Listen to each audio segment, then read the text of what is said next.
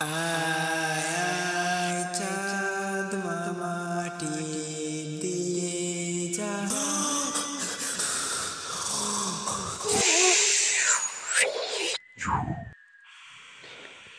মৌসুমটা ছিল শীতের। তিনজন বন্ধু মিলে বেড়াতে যায় আরেকজন বন্ধুর বাড়িতে। সেই বন্ধুর বাড়িতে এমন একটি ভয়ানক কাণ্ড ঘটায়, যে ঘটনার কারণে একজন বন্ধুর মৃত্যু হয় এবং বাকি দুই বন্ধু বিপর্যয়ে পড়ে যায়। হ্যাঁ, আজকে এরকম একটি ভয়ঙ্কর ঘটনা আপনাদের মাঝে উপস্থাপন করতে যাচ্ছি। আজকের ঘটনাটি ইমেইলের মাধ্যমে পাঠিয়েছেন কিশোরগঞ্জ জেলা থেকে আরিফ ভাই। আরিফ ভাই ইমেইলটি যেভাবে লিখেছেন, আমি ঠিক সেভাবে আপনাদের মাঝে উপস্থাপন করতে যাচ্ছি। তিনি লিখেছেন, আসসালামু আলাইকুম প্রিয় লিসেনার্স, আশা করছি আপনারা সবাই ভালো আছেন। আজকে আপনাদের মাঝে আমার নিজের সাথে ঘটে যাওয়া একটি ভয়ানক ঘটনা উপস্থাপন করতে যাচ্ছি। আমার নাম মোহাম্মদ আরিফ মিয়া। আমি থাকি হচ্ছে কিশোরগঞ্জ জেলায়। তো আমি আপনাদের মাঝে আজকে আসার কারণ হচ্ছে, আমার সাথে ঘটে যায় প্রায় ৪ বছর আগে একটি ভয়ানক ঘটনা। যে ঘটনার প্রভাব আমার পরিবারের উপরও কিছুটা পড়ে। তখন সময়টা ছিল শীতের মৌসুম। আমি বাড়িতে পড়ালেখা করছিলাম। তখন এইচএসসি পরীক্ষার্থী ছিলাম।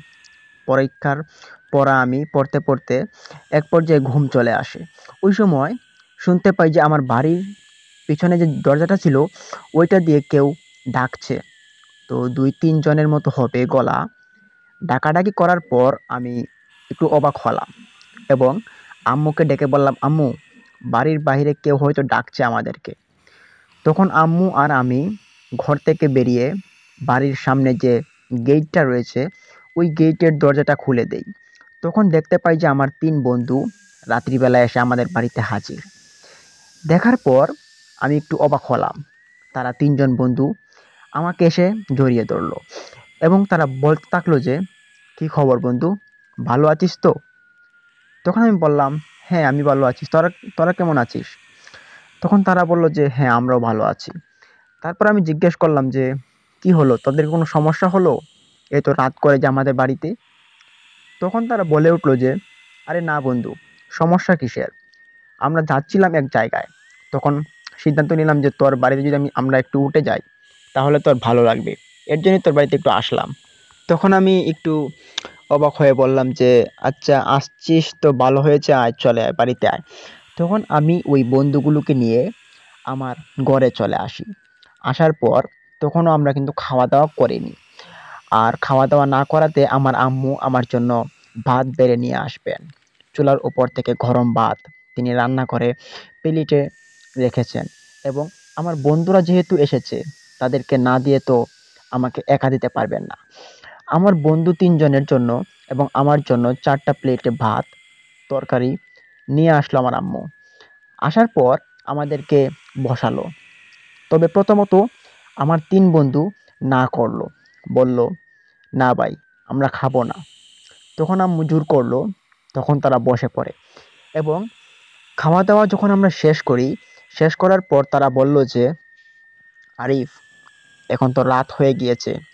তোর বাসায় কি থাকা যাবে?" তখন আমি বললাম যে, "থাকবি? আচ্ছা থাক, সমস্যা কি? আমার তো বাড়িতে আমার রুমটা একাই। আর পাশের রুমে আমার আম্মু-আব্বুরা শোয়। তো সমস্যা নেই। আমার রুমে থাকতে পারবি।" তখন আম্মুকে বলে ওই ৩ জন বন্ধুকে আমার সাথে রেখে দেই। তো আমরা খাওয়া-দাওয়ার পর হাত-মুখ ধুই, ধোয়ার পর কিছু গল্প-সল্প করতে, করতে আমরা ঘুমাতে যাব। তবে তাদের গল্পগুলো ছিল খুব অন্যরকম। তারা ইশারায় যেমন কিছু একটা কথাবার্তা বলছিল, সেটা আমি বুঝতে পারি এবং আমি জিজ্ঞেস করব, কিন্তু জিজ্ঞেস করার কোনো মানে ছিল না। তার কারণ হচ্ছে, তারা যেভাবে কথা বলছিল, সেটা মানে আমাকে বোঝানোর জন্য তারা বলছিল না। সেটা দেখার পর আমি তাদেরকে একটু সন্দেহ করি। তখন আমি ঘুমোতে যাব। তো আমার সঙ্গে তারাও ঘুমাবে। আমি তখন ভাবলাম যে তাদের হয়তো মতলব খারাপ হতে পারে। আমি ঘুমের ভঙ্গি ধরবো এবং তাদেরকে খেয়াল রাখতে হবে। তখন আমি চোখগুলোকে বন্ধ করি। তবে না, আমি ঘুমাইনি। আমি চেয়ে আছি চোখ শুধু বন্ধ আছে। তখন আমি যখন আধা ঘন্টা প্রায় পেরিয়ে যায়, তখনই আমি শুনতে পাই যে তাদের পায়ের হাঁটার শব্দ হচ্ছে। তারা হেঁটে জানি কানে কানে কিছু একটা কথা বলছে। তখন এটা শোনার পর আমি চোখটা একটু খুলি, তখন লাইট ছিল অফ, যার কারণে তারা আমার আমার ঘুম থেকে ওঠা দেখতে পায়নি। তখন আমি দেখতে পাই তারা তিনজন মিলে বিছানা থেকে উঠে পড়ে এবং একসাথে দলবদ্ধ হয়ে কিছু বলাবলি করছিল। তখন আমি তাদের এই অবস্থা দেখার পর আমিও লাফ দিয়ে উঠে পড়ি, কেননা তারা হচ্ছে আমার বন্ধু মানুষ। কোনো সমস্যা হলে তো আমার সঙ্গে শেয়ার করতে পারে অবশ্যই, তবে তারা কিন্তু আমার সাথে এটা শেয়ার করতে চায়নি। তখন আমি তাদেরকে বললাম যে, কিরে ভাই, কোনো সমস্যা হয়েছে? তোরা তো উল্টাপাল্টা কি বলছিস, এসব উল্টাপাল্টা কানে কানে আবার একজনের আরেকজনের। তখন তারা তিনজন একটু ভয় পায় এবং আমাকে বলল, আরে আরিফ, না না, কোনো সমস্যা হয়নি, আমাদের একটু ভালো লাগছিল না, তাই তিনজন উঠলাম। তখন আমি আমার যে একজন বন্ধু ছিল, তার সঙ্গে আমার একটু ক্লোজ ছিল বেশি, তখন আমি তার মুখের দিকে তাকালাম, তাকিয়ে বললাম, দেখ আসিফ, সত্যি করে বলতো, সমস্যা কি হয়েছে? কোনো কোনো জায়গায় কি গ্যাঞ্জাম করেছিস বা কোনো চুরি টুরি করেছিস? তখন সে বলল, আরে না ভাই, তোর কি দেখে মনে হয় আমরা এরকম চুরি বা গ্যাঞ্জাম করার লোক? আমরা তো ভালো লোক। তখন আমি বললাম যে, হ্যাঁ জানি তোরা ভালো লোক, তবে তোদের লক্ষণটা যেমন ঠিক দেখাচ্ছে না, সত্যি করে বলতো আমাকে। তখন ওই তিনজনের মধ্যে একজন আমাকে বলে উঠলো যে, আরিফ, তাহলে তোকে আমরা বলেই দিই, তোদের যে বাড়ির পশ্চিম দিকে একটা জঙ্গল আছে, ওই জঙ্গলের মধ্যে 4-5টা তালের গাছ আছে, বেশ বড় বড়। এর মধ্যে একটি গাছ আছে, মানে পুরুষ গাছ, ওইটার মধ্যে তাল হয় না। তখন আমি বললাম যে, হ্যাঁ ঠিক আছে, তো ওইটার মধ্যে তাল হয় না, তবে ওই তাল বাগানের পাশে যে ক্ষেতটা রয়েছে, ওই ক্ষেতটা আমার বাবা ওইখানে চাষ করে। তখন বন্ধুরা বলে উঠলো যে, হ্যাঁ, এটা আরো সুবিধা। আমাদের বাড়ি তো তুই জানিস যে তোর পাশের গ্রামে, ওই পাশের গ্রাম থেকে এসে তোর গ্রামে কিছু একটা করা আমাদের জন্য সম্ভব না। আজকের রাতটা আমরা এখানে ঘুমাবো না, আজকের রাতটা এখানে একটা কাজ করতে এসেছি, তুই কি আমাদেরকে একটু হেল্প করবি? আর যদি হেল্প করিস তাহলে তুইও কিছু একটা ভাগ পাবি। তখন আমি বললাম যে, দেখ ভাই, অনেক রাত হয়েছে, সবাই ঘুমাবে, আম্মু আব্বু ঘুমাচ্ছে, কোনো উল্টাপাল্টা কাজের মধ্যে জড়াস না এবং উল্টাপাল্টা কাজ করার জন্য আমাকে আকর্ষিত করিস না। দেখ, ভালো হবে ঘুমিয়ে পড় এবং কালকে সকালে যেটা করার করব। তখন তারা তিনজন থেকে একজন বলে উঠল, এ ভাই, আমরা এখানে এসেছি একটা কাজ করার জন্য, আমরা এখানে ঘুমানোর জন্য আসিনি। আর এই কাজটা আমাদেরকে আজকে সম্পূর্ণ শেষ করতে হবে। আর আমরা যদি শেষ করতে পারি, আশা করি আমাদের ভবিষ্যৎটা দাঁড়িয়ে যাবে। তখন আমি বললাম যে, দেখ, কি উল্টাপাল্টা কথা বলিস, পরিশ্রম ছাড়া কোনো দিন সফলতার মুখ দেখা যায় না। তোরা আমার সাথে ঘুমা, কালকে তোরা বাড়িতে যাবি, আর আজকে রাতে কোথাও বেরোতে আমি দিব না তোদেরকে। কিন্তু তখন তারা তিনজন আমাকে বোঝাতে শুরু করে, বলতে থাকে যে, আচ্ছা তোর যেতে হবে না, আমরা তিনজন যাব, তোর যেতে হবে না, তুই ঘুমা, তবে তুই কাউকে বলিস না যে আমরা ওইখানে যাচ্ছি। তখন আমার বাড়িতে এসেছে আমার বন্ধুরা, রাত্রিবেলা এখান থেকে বেরিয়ে যাবে, যদি তাদের কোনো সমস্যা হয় সে দায়ভার তো এসে আমার উপরে পড়বে। আর তারা যদি কোনো খারাপ কাজ করে, সেই দায়ভারের কিছুটাও তো আমার ভাগে পড়বে, কেননা আমার বাড়িতে রাত্রিবেলা তাদেরকে থাকতে দিয়েছি। তখন আমি তাদেরকে আটকানোর চেষ্টা করি, তবে না। যখন শেষমেশ বেরিয়ে যাচ্ছিল তারা, তখন আমি জিজ্ঞেস করলাম যে, তোরা এদিকে আয়, এখানে কি আছে আমাকে একটু বলবি প্লিজ? তখন একটা বলে উঠলো যে, এদিকে আয়, তোর কানটা আমার মুখের কাছে নিয়ে আয়। তখন আমার মাথাটা ওই বন্ধুর মুখের কাছে নিয়ে গেলাম। তখন সে ফিসফিসিয়ে বলল যে, ওইখানে যে 5-6টা তাল গাছ আছে, ওইখানে যে একটা পুরুষ গাছ আছে, ওই পুরুষ গাছের নিচে একটা সম্পদ আছে, যেই সম্পদটা অনেক দামি। সেটা আমরা জানতে পেরেছি একজন ভালো কবিরাজের কাছ থেকে। তখন আমি বললাম যে, দেখ ভাই, এই তাল গাছের নিচে রহস্য আছে, এটা কিন্তু আমাদের এলাকার সবাই জানে। তবে এই সম্পদটাকে কিন্তু আমাদের এলাকার কেউই কিন্তু হাত বাড়ায় না। তোদের এত বড় সাহস কিভাবে হলো? তোরা ওই তাল গাছের নিচের সম্পদটার দিকে হাত বাড়িয়ে হাত বাড়ানোর চেষ্টা করিস? তোদের তো সাহস কম বড় না। আর এটা কোনো ভালো জিনিস না, তোদের ক্ষতি হতে পারে। না হলে আমাদের যে এলাকার মানুষগুলো, তারা কেন ওই জিনিসটাকে তুলে না? তখন তিন বন্ধু বলে উঠলো যে, তোদের এলাকার মানুষ হচ্ছে বোকা, তার জন্য তুলে না। আমরা আজকে এই জিনিসটাকে তুলে ছাড়বো, এবং আমাদের যদি আমরা ওই সম্পদটাকে তুলে নিতে পারি, তাহলে আমাদের আর কিছুই করা লাগবে না। আমরা অনেক বড় লোক হয়ে যাব, ধনী হয়ে যাব। আমাদেরকে ওই কবিরাজ তান্ত্রিক মশাইটি আমাদেরকে বলেছেন। তখন আমি বললাম যে, দেখ ভাই, কাজটা তোরা যতটা সহজ ভাবছিস, ততটা কিন্তু সহজ হবে না। বলছি তাড়াতাড়ি আয়, ঘুমিয়ে পড়ি। কিন্তু না, তারা আমার কথা কোনোভাবেই শুনে না। তারা চলে যায় আমার বাড়ি থেকে বের হয়ে। তখন আমি ভাবলাম যে আম্মুকে কি ঘটনাটা বলে দিব? কিন্তু আম্মুকে যদি বলে দেই, তাহলে আম্মু আমার বন্ধুদের খারাপ বলবে। বলবে তারা রাত্রিবেলা এসে উল্টাপাল্টা কাজ করে, আর তুই উল্টাপাল্টা বন্ধুদের সাথে ঘুরে বেড়াস। তখন অনেকটা চিন্তা ভাবনা করার পর তারা চলে গেল। আর আমি আমার রুমে বসে আছি একা একা। আমি বসে আছি, তার কারণ হচ্ছে বন্ধুরা কখন আসবে আমার বাড়িতে, তাদেরকে নিয়ে ঘুমাবো। আর তারা যে কাজে গিয়েছে, সে কাজকে তারা আদৌ করতে পারবে, সেটাই ভাবছি বসে বসে। আর ভাবতে ভাবতে প্রায় ১-১.৫ ঘন্টার মতো চলে যায়। ১.৫ ঘন্টা চলে যাওয়ার পর রাত্রি তখন ১:৩০ কি ২টা বেজে গেছে। এই তো রাত্রিবেলা, তারা এখনো ফিরছে না বাড়িতে। এটা দেখার পর আমি রুমের মধ্যে আস্তে আস্তে হাঁটাহাঁটি শুরু করি। চিন্তায় টেনশনে মাথা ভরে গিয়েছিল। তখন হাঁটতে হাঁটতে আমি কিছুই বুঝতে পারছিলাম না যে কি করব। ঠিক ঠিক তখনই আমি দেখতে পাই যে আমাদের যে বাড়ির সামনে দরজাটা, ওইটার মধ্যে কেউ একজন ধাক্কা দিচ্ছে, কিন্তু কোনো শব্দ করছে না। তখন আমি ভাবলাম যে হয়তো বন্ধুরা চলে এসেছে। তাই আমি ঘর থেকে বেরিয়ে দরজার সামনে চলে গেলাম, এবং গিয়ে খুলে দেখলাম যে ৩ জন বন্ধুর জায়গায় ১ জন বন্ধু বাড়িতে এসেছে, আর বাকি ২ বন্ধু আসেনি।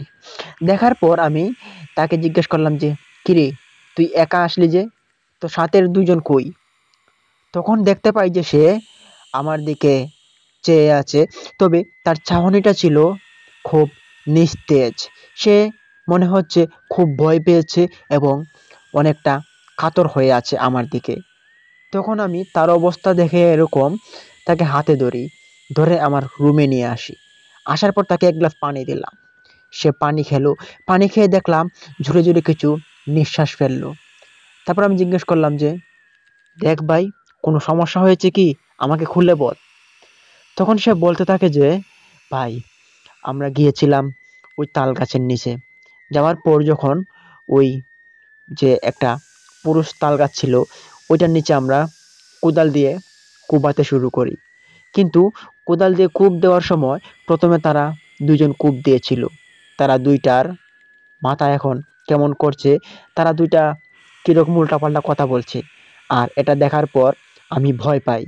তখন আমি দৌড় দিয়ে চলে আসি, আর তারা ২ টা ওইখানে পড়ে আছে।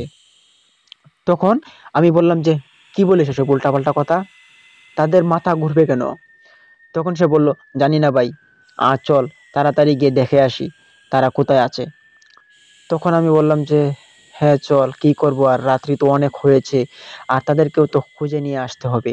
তখন আমি আমার ওই বন্ধুটাকে সাথে করে নিয়ে বেরিয়ে যাই ঘর থেকে।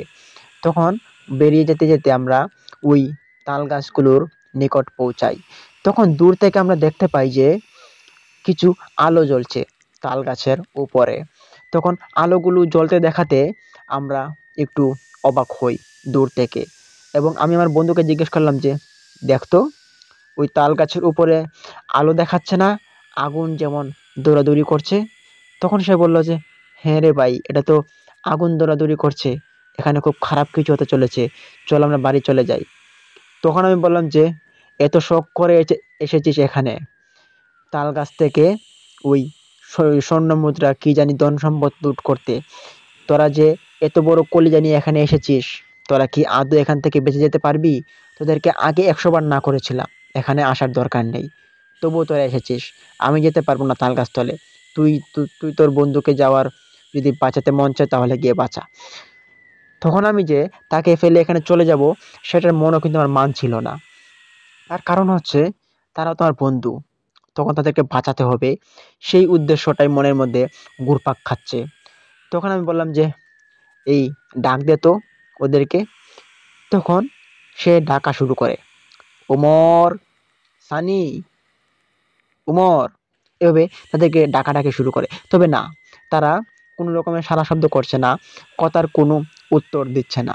সেটা দেখার পর আমি একটু অবাক হই এবং আমি বললাম যে এই চল যাই তাল গাছতলে। আমি যখন তাল গাছতলে যাওয়ার উদ্দেশ্যে রওনা দিই, তখন সে আমার পিছন থেকে হাতটা চেপে ধরে। চেপে ধরে আমি বলতে বলতে থাকে যে ভাই ভাই দেখ, যাস না, গেলে বিপদ হতে পারে, আরিফ ভাই যাস না। তখন আমি বললাম যে আচ্ছা ছাড় তো, তারা হয়তো কোনো বিপদে পড়েছে। তখন আমি তাকে ধরে নিয়ে দুজন মিলে তাল গাছের নিকট চলি। তো আমরা তাল গাছের তলে যাইনি, আমরা তাল গাছ থেকে আরো অনেকটা দূরে দাঁড়িয়েছিলাম। তখন দেখতে পাই ওইখানে দুই বন্ধু মিলে গাঁথা করছে। ওই পুরুষ তাল গাছটার নিচে মাটিগুলোর মধ্যে কোপাকুপি শুরু করছে। কোপাকুপির শব্দগুলো ছিল খুব আওয়াজ, যেমন টিনের মধ্যে কূপ দিলে যেরকম টন টন করে আওয়াজ শুরু হয়, সেরকম আওয়াজ ওইখানে করছে। সেটা দেখার পর আমরা একটু ভয় পেয়ে যাই। ভয় পাওয়ার পর আমরা ডাকে ডাকি তাদেরকে, কিরে উমর, এখানে কি করিস? চলে আয় বলছি, তাড়াতাড়ি আয়, দেখ মাথার উপরে কিছু একটা ঘোরাঘুরি করছে, তাড়াতাড়ি চলে আয়, বিপদ হতে পারে। তখন উমর এবং তার সাথে থাকা দুজন উপর দিকে তাকায়, তাকিয়ে দেখতে পারে যে আগুনের লুক্কা ওই তাল গাছগুলোর মধ্যে দৌড়াদৌড়ি করছে। আগুনের লুকাগুলো ছিল বেশ বড় বড়, কিন্তু আগুনের লুকাগুলো দৌড়াদৌড়ি দেখার পরও কিন্তু তারা দুইজন আসে না। তারা দুইজনের মনে এতটা লোভ জন্মিয়েছিল, যেটা তারা এখানে প্রকাশ করছিল। তারা ক্রমাগত মাটি খুঁড়তেই আছে, খুঁড়তেই আছে, তারা আসার নামে কোনো নাম নেই। আর মাটি খুঁড়তে খুঁড়তে তারা আমাদেরকে ডেকে বলেছে, তোরা যদি না আসিস তাহলে কিন্তু কোনো সেই আমরা যদি কিছু পাই ধন সম্পদ, তোদেরকে একটা কোনাও দেব না। তখন আমি বললাম যে তোরা যে এখানে কি পাবি একমাত্র তোরাই জানিস, আমি এসব কিছু বলতে পারবো না। আর এখানে কিছু পাবি না আমি বলে দিলাম, শুধু শুধু নিজেদের বিপদ ডেকে আনছিস। তখন আমার কথার কোনো পাত্তাই দিল না তারা। তখন আমি বললাম যে আমি চলে যাই, তোরা এখানে রাত্রিবেলা কি করবি, মরবি না কি করবি, করতে থাক তোরা। তখন আমার সাথে থাকাটা সে বলে উঠলো যে দেখ ভাই, যদি কিছু একটা পেয়ে যায় তাহলে তো আমাদের লাইফটা খুলে যাবে, আমাদের আর কষ্ট করতে হবে না। দেখ, 7 রাজার ধন, এটা কিন্তু আগে থেকে কিন্তু পেয়ে এসেছে, আর এটা থাকতে পারে।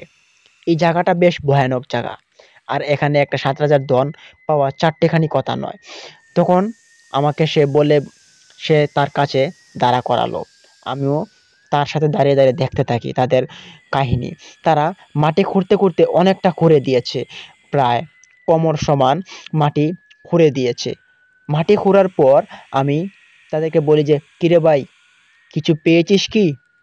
তখন ওমর বলে উঠলো যে আরে ভাই, পাইনি তো এখনো, কিন্তু মাটিগুলো খুব শক্ত জানিস, মাটিগুলো তো মানে কাটা যাচ্ছে না, আর কিছু পোকামাকড় বের হচ্ছে, কিছুই তো পাচ্ছি না।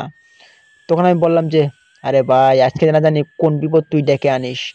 কিন্তু তখনই ওইখান থেকে কেউ একজন আসছে তেরে, কালো কাপড় পরা। ওই তাল গাছের পাশ দিয়ে একটা রাস্তা গিয়েছে বিলের দিকে, ওই রাস্তা দিয়ে কেউ একজন সজোরে হেঁটে হেঁটে আসছে আমাদের দিকে। তখন আমি বললাম যে এই ভাই দেখ, ওই রাস্তা দিয়ে কেউ একজন আসছে, এখানে আমাদের আর থাকাটা ঠিক হবে না। তিনি যদি দেখতে পারেন যে আমরা তাল গাছের নিচে মাটি খুঁড়ছি, অনর্থ ঘটিয়ে ফেলবে, তাড়াতাড়ি চলে আয়। কিন্তু তারা বলে যে দাঁড়া, আমরা এখানে লুকিয়ে থাকবো, তাও বাড়ি যাব না। আর এখান থেকে যদি আমরা এখন চলে যাই তাহলে কালকে সকালবেলা মানুষ এসে যদি দেখে যে মাটি খোঁড়া অবস্থায়, তাহলে কিন্তু ঝামেলা হতে পারে। এর চেয়ে ভালো হবে আজকে যতটুকু সময় লাগুক মাটিগুলো খুঁড়ে আমাদেরকে দেখতে হবে ওইখানে সম্পদটা কোথায় রাখা আছে। তখন আমি বললাম যে, আরে ভাই সম্পদ কোথায় রাখা আছে তুই কি এখানে জীবনও খুঁজে পাবি নাকি? কিন্তু তখন ওই যে কালো কাপড় পরিহিত লোকটা আমাদের পাশ কেটে চলে যাচ্ছে, তখন আমরা লুকিয়ে থাকি। আর ওই কালো কাপড় পরা লোকটা যাচ্ছিল এবং একটা কথাই বলছিল শুধু, চলে যাও, চলে যাও, সাবধান করছি, চলে যাও। তার এরকম কথাবার্তা শোনার পর আমরা একটু অবাক হই এবং আমরা ভাবতে থাকি যে লোকটা তো আমাদেরকে দেখেনি, তবে কাকে চলে যাওয়ার কথা বলছিল। তবে আমরা ওই লোকটাকে ফলো করতে থাকি, লোকটা কোন দিকে যায়। তার মুখ দেখা যাচ্ছিল না, তবে পুরুষ মানুষের মতো ছিল। সে হাঁটতে হাঁটতে এক পর্যায়ে গিয়ে বাতাসের সঙ্গে মিলিয়ে যায়। এটা দেখার পর আমাদের আর বুঝতে বাকি রইল না যে এটা কোনো মানুষ নয়, এটা কোনো পিশাচ বা জিন হবে। তখন আমার বন্ধুদেরকে বললাম যে, কিরে ভাই, নিজ চোখে তো দেখেছিস এটা একটা পিশাচ। তখন তারা বলল যে, আরে ভাই, পিশাচ আমাদের কিছু করতে পারবে না, আমাদের সঙ্গে তাবিজ আছে, তুই তাবিজটা দেখবি? তখন আমি বললাম যে, ওরে বাবা, আবার তোরা তাবিজও নিয়ে এসেছিস? তখন গলার ভিতর থেকে তিনজনের তিনটা তাবিজ বের করে আমাকে দেখাচ্ছিল। বলছিল যে এই তাবিজটা দিয়েছিল ওই কবিরাজ বাবা। তিনি বলেছেন এই তাবিজটি যদি তোদের শরীরে থাকে, তাহলে কোনো পিশাচ, কোনো জিন তোদেরকে আক্রমণ করতে পারবে না, তোদের কোনো ক্ষতি করতে পারবে না। তখন আমি ওই তাবিজটাকে দেখি, দেখার পর বললাম যে, তোদের এই তাবিজটা কি কোনো কাজ করবে? তখন বলল যে, কাজ করবে না মানে? 100% কাজ করবে। না হলে দেখছিস না, কেউ একজন পিশাচ আমাদের কাছে আসেনি, তবে সে দূর থেকে বলছিল, চলে যাও, চলে যাও। তার কারণ কি তুই কি বুঝিস না কিছু? তখন আমি বললাম যে, না রে ভাই, দেখ আমার খুব ভয় লাগছে, চল এখান থেকে চলে যাই। এই তাল গাছ তলে অনেক মানুষ আগে মারা যেত। আর এই যে তোরা বললি যে সাতরাজার ধন, ওইটাও কিন্তু এখানে আছে, তবে এটা কিন্তু কেউ নিতে পারবে না, এটাই হচ্ছে সত্য। চল আমরা এখান থেকে চলে যাই। কিন্তু তারা আমার কথা তখনও শুনেনি। তারা ক্রমাগত মাটি খুঁড়তে থাকে, খুঁড়তে থাকে। তখন মাটির ভিতরে তারা দেখতে পায় যে রক্ত বের হচ্ছে। এটা দেখার পর ৩ বন্ধু তারা উপরে চলে আসে। রক্ত মানে পানির স্রোত যেভাবে ভেসে ওঠে, মানে পানির যখন মোটর তৈরি করা হয়, ওই মোটর থেকে যেভাবে পানি সৃষ্টি হয়ে কম্পন শুরু করে, এরকম রক্তের কম্পন শুরু হয়ে গিয়েছে মাটির ভিতরে। এটা দেখার পর তারা ৩ জন ওই গাঁথাটা থেকে উঠে পড়ে। ওঠার পর আমাকে বলছে যে, "ভাই, তোর লাইটটা একটু জ্বালা তো।" তখন আমার মোবাইলের লাইটটা অন করে দেখি যে তাদের ৩ জনের পায়ের মধ্যে রক্ত লেগে আছে। আর ওই গাঁথাটার মধ্যে রক্তে পরিপূর্ণ হচ্ছে, একটু, একটু করে ১ ইঞ্চি, ১ ইঞ্চি করে বেড়ে উঠছে রক্তের পরিমাণ। এটা দেখার পর আমি বললাম যে, "সর্বনাশ! তোরা দেখ কি কাজ করতে যাচ্ছিস? না জানি কি সর্বনাশ হয়েছে এখানে। তাড়াতাড়ি চল, বাড়িতে চলে আয়।" তখন তারা ৩ বন্ধু, তাদের মন মানছিল না। তারা যে আমার সাথে চলে আসবে।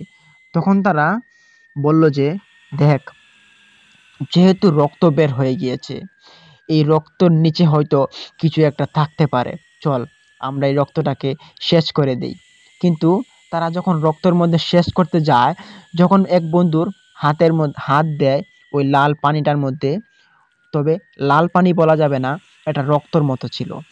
ওই রক্তের মধ্যে যখন তারা হাত দেয়, হাত দেওয়ার সময় ১ম বন্ধুর সে কারেন্টের শর্ট খেলে যেমন উড়িয়ে চলে আসে, সেরকম একটা শর্ট খেলো এবং সে একটু দূরে ছিটকে পড়ে যায়।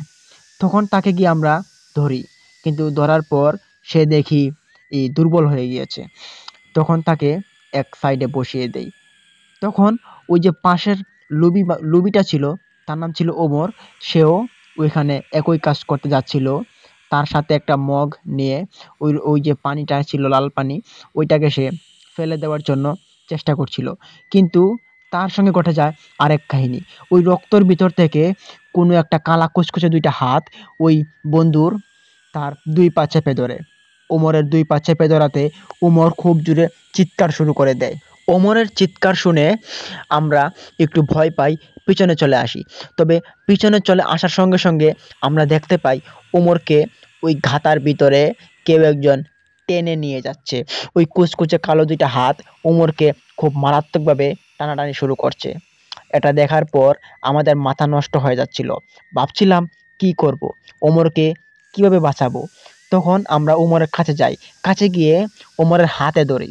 কিন্তু অবয়বের সাথে লড়ে ওঠার মতো মানুষের শক্তি নেই যে সেটা আমরা সেদিন বুঝতে পারছিলাম। যখন আমরা অমরকে হাতে ধরে টান শুরু করি আর ওই অবয়বটা তার 2 টা হাত কুচকুচে কালো 2 টা হাত দিয়ে ওমরের পাকে চেপে ধরে টান শুরু করে এবং টানতে, টানতে তাকে ওই রক্তের ভিতর নিয়ে সে চুবিয়ে ফেলে। তবে ততক্ষণে যেটা হওয়ার সেটা হয়ে গিয়েছে। ওমর মারা গিয়েছে। ওই লাল পানিটার ভিতরে সে মারা গিয়েছে। মারা যাওয়াতে আমরা একটু ভয় পাই। কেননা তার মারা যাওয়ার বিষয়টা ছিল একটু খুব দ্রুত। তাকে যখন ওই অবয়বটা কালো 2 টা কুচকুচে হাত দিয়ে তাকে ওই লাল পানির ভিতরে চুবিয়ে দেয়, তখনই দেখতে পাই যে ওমর পানির উপরে ভেসে গিয়েছে। তাকে আমরা যখন পানির উপর থেকে উঠাই, উঠানোর পর দেখতে পাই যে অমর আর বেঁচে নেই। এটা দেখার পর আমার সাথের 2 বন্ধু তারা আমাকে বলে যে, "আজকে আমাদের জন্য অমরটা মারা গিয়েছে। আমাদের লোভের কারণে আজকে অমর মারা গিয়েছে। অমরের মৃত্যুর জন্য আমরা দায়ী।"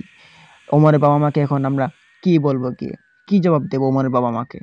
তখন আমি বললাম যে, "দেখ, রাত্রিবেলা আমাদের সাথে খুব খারাপ কিছু ঘটছে।" আর তখন আমরা দেখতে পাই যে আমাদের উপরে মৌমাছির মতো কিছু ঘুনঘুন, ঘুনঘুন করে একদম ভরে গিয়েছে। এটা দেখার পর আমরা আরো ভয় পাই। ভাবলাম যে কোনো খারাপ কিছু হয়তো আমাদের উপর দৃষ্টি আকর্ষণ করছে, আমাদের কোনো ক্ষতি করতে পারে। তখন আমি আমার 2 বন্ধু এবং মৃত অমরের লাশটাকে আমরা 3 বন্ধু মিলে কাঁধে করে নিয়ে বাড়িতে চলে আসি। তো আমাদের বাড়িতে নিয়ে আসার কারণ হচ্ছে এখান থেকে তাদের বাড়িতে যেতে অনেকটা সময় লাগবে। তাই সিদ্ধান্ত নেওয়া হলো আমাদের বাড়িতে নিয়ে আসবো। আমাদের বাড়িতে নিয়ে আসার পর আম্মু, আব্বুকে ডাক দিলাম। ডাক দেওয়ার পর তারা আসে। আসার পর দেখতে পায় ওমরের লাশ। তারপর সবকিছু ঘটনা খুলে বলার পর ওমরের বাবা-মা আসে সকালবেলা। এসে কান্নাকাটির পর জানাজা দিয়ে ওমরের দাফন দেওয়া হয়। এভাবে একটি ভয়ানক ঘটনার মধ্যে পরিস্থিতির শিকার হয়ে আমরা একটা বড় রকমের শিক্ষা পেয়ে গেলাম। তো প্রিয় লিসেনার্স, এই ছিল আজকে আমার সাথে আমার জীবনের ঘটে যাওয়া ভয়ানক একটি ঘটনা। ঘটনাটি কেমন লাগলো আমাদেরকে জানাবেন এবং ওই সময় আমাদের কি করণীয় করার দরকার ছিল সেটা অবশ্যই কমেন্টে বলে যাবেন। তো প্রিয় লিসেনার্স, এই ছিল একটি ভয়ঙ্কর ইমেইল এপিসোড। তো দ্বিতীয়ত আরেকটি ঘটনা আপনাদের মাঝে উপস্থাপন করতে যাচ্ছি। দ্বিতীয় ঘটনাটি লিখেছেন আপন ভাই। আপন ভাই যেভাবে ইমেইলটি লিখেছেন আমি ঠিক সেভাবেই আপনাদের মাঝে উপস্থাপন করছি। আসসালামু আলাইকুম প্রিয় লিসেনার্স, আমি মোহাম্মদ আপন আপনাদের মাঝে একটি ভয়ানক ঘটনা উপস্থাপন করতে যাচ্ছি। যে ঘটনাটি ঘটে যায় আমার সাথে, অথবা আমার ফ্যামিলি বলা যায়। তার কারণ হচ্ছে আমার সাথে যে ঘটনাটি ঘটে যায় সেটা হচ্ছে একটা ব্ল্যাক ম্যাজিকের ঘটনা। আর এই ব্ল্যাক ম্যাজিকের ঘটনা আমার পুরো ফ্যামিলির উপর গিয়ে প্রভাব বিস্তার করে। আর সেই প্রভাবের কারণে আমাদের অনেকটা ক্ষতি হয়। আর এই ক্ষতির মাসুল আমাদেরকে আজও দিতে হয়। তার কারণ হচ্ছে ব্ল্যাক ম্যাজিক এমন একটি ভয়ানক কাহিনী এবং ঘটনা যেটা যার সঙ্গে ঘটে সেই কিন্তু একমাত্র উপলব্ধি করতে পারে এবং তার ভোগান্বিত কতটুকু হতে পারে আপনারা যারা এই ঘটনার সঙ্গে পার হয়ে এসেছেন তারাই বলতে পারবেন যে ব্ল্যাক ম্যাজিক কতটা খারাপ হয়ে থাকে। তো আমি আর দেরি না করে চলে যাচ্ছি মূল ঘটনায়। আমার সাথে ঘটে যায় ঘটনাটি আজ থেকে 13 বছর আগে। আমি এখন ভালো একটা কোম্পানিতে জব করি। তখন 13 বছর আগে আমি পড়ালেখা করতাম অনার্সে। তখন আমি যখন পড়ালেখা করি আমার পরিবারের লোক সংখ্যা ছিল ৭ জন। এর মধ্যে আমার বাবা-মা এবং আমরা ৫ জন ভাই-বোন। তো সব মিলিয়ে আমাদের ভালোই চলছিল দিনকাল। চলতে, চলতে একটা সময় আসে, যে সময়টা আমাদের জন্য দুঃখজনক হয়ে দাঁড়ায়। এই সময়টা শুরু হয় আমার এক মামার সঙ্গে। আমার মামা, ওনার বাড়ি হচ্ছে চট্টগ্রাম জেলায়। তিনি থাকেন এবং একটা বড় রকমের চাকরি করে। বলে রাখা ভালো যে আমার যে নানি বাড়ি আছে ওইখানে আমাদের অনেক সম্পত্তি। ওই সম্পত্তির মধ্যে আমার মায়ের কিন্তু অনেকটা অংশীদারি পাওনা ওইখানে পেয়ে থাকে। তো আমার মাকে আমার আব্বু বলেন যে, তোমার যে বাড়িতে ওয়ারিশটা আছে ওইটাকে কোনোভাবে নেওয়ার চেষ্টা করো। না হলে তোমার যে ভাই আছে ২ জন, তারা ২ জন অত্যন্ত লোভী। তুমি এক বোন। তোমাকে তারা ঠকাতে ২ দিন ভাববে না। তোমাকে তারা যেকোনো উপায়ে ঠকিয়ে দেবে এবং তোমার প্রাপ্যটা তোমাকে দিবে না। তাই আগে থেকে তুমি তোমার প্রাপ্যটাকে বুঝে নেওয়ার চেষ্টা করো। তখন আমার আব্বুর এই কথা শুনে আমার আম্মু বললেন যে, হ্যাঁ, তা তো ঠিক। আমার সম্পত্তি তো আমাকে বুঝিয়ে দিতেই হবে। আর আমি যদি এখন অলসতা করি তাহলে আমার ২ ভাই অত্যন্ত লোভী। তারা আমার সম্পত্তিকে হেলাফেলা করতে পারে। তখন আমার আব্বু-আম্মু সিদ্ধান্ত নিলেন যে আমার নানু বাড়িতে যাবেন। যাওয়ার পর নানুকে, নানাকে এবং আমার ২ মামাকে ডেকে এনে আমার আম্মুর অংশীদারের যে প্রাপ্যটা ওইটা চেয়ে নিবেন। তখন পরদিন চলে যান চট্টগ্রাম জেলায়। তো চট্টগ্রাম যাওয়ার সময় আমাদের ফ্যামিলি সবাই যায়। কেননা আমরা প্রতি বছরই ওইখানে ঘুরতে যেতাম। তখন মাসটা ছিল ডিসেম্বর মাস। ওই ডিসেম্বর মাসে আমার আব্বু একটা গাড়ি ভাড়া করে নেন। ওই গাড়ি করে আমরা ৭ জন মিলে চলে যাই চট্টগ্রাম জেলায় আমার নানু বাড়িতে। নানু বাড়িতে ১ থেকে ২ দিন ক্রমাগত থাকি আমরা। থাকার পর খুব ভালোই চলছিল। তবে ২ দিন যাওয়ার পর বিকেলবেলা যখন আমার ২ মামু এবং নানা-নানি আর পাশের বাড়ির যে চাচা তাদের, ওরা ছিল বাড়িতে। তাদেরকে আমার আব্বু ডেকে আনে এবং উঠানে যেয়ে একটা বৈঠক করেন। ওই বৈঠকের মধ্যে আমার আব্বু বললেন যে আজকে একটা ফায়সালা দিতে হবে উনার শাশুড় এবং শ্বশুরকে, মানে আমার নানা-নানিকে। তখন আমার নানা-নানি একটু অবাক হন এবং ভাবলেন যে কি এমন কথা বলবে যার জন্য মানুষকে এভাবে জড়ো করছে। তখন আমার আব্বু সবাই যখন একসাথে আসে, আসার পর তিনি বলে উঠলেন যে, দেখেন, আমার যে আমার বউয়ের যে সম্পত্তিটা রয়েছে আপনাদের মাঝে, আমার বউ কিন্তু আপনাদের কাছ থেকে অংশীদার হিসেবে অনেক সম্পত্তির মালিক। যেহেতু আপনার অনেক সম্পদ, আপনার বাবার অনেক সম্পত্তি রেখে গিয়েছেন, সেটা আপনারা ৩ ভাই-বোন মিলে পাবেন। তো আমার স্ত্রীর যে সম্পদটা, ওই সম্পদটা বুঝিয়ে দিয়ে দিলে আমরা ভালো খুশি হই। তখন এই কথা শোনার পর আমার মামুর চোখের মধ্যে চুনকালি পড়ে যায়। তবে আমার নানি এক কথায় রাজি হয়ে পড়েন।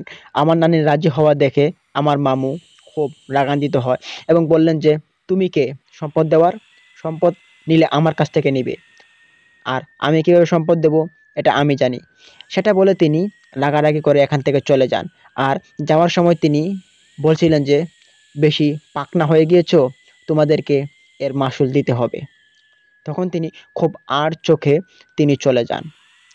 তখন আমার আব্বু-আম্মু বললেন যে, দেখো মা, আমাদের সম্পত্তিটা আমাদেরকে বুঝিয়ে দিলে ভালো হবে।